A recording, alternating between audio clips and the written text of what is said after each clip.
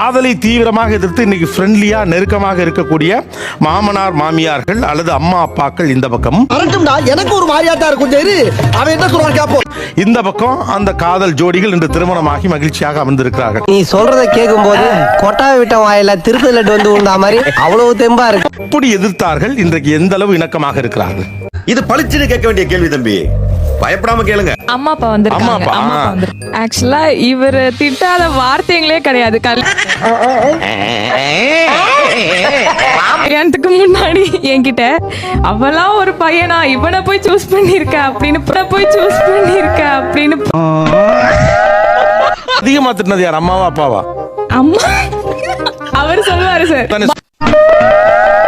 பாதிக்கப்பட்டவர். நானா என்ன கொடுத்துற நீ? உங்களோட அம்மா, அவங்களோட அம்மா, அவங்க சித்தி, ஒரு ஃபேமிலியே சேர்ந்து திட்டினாங்க.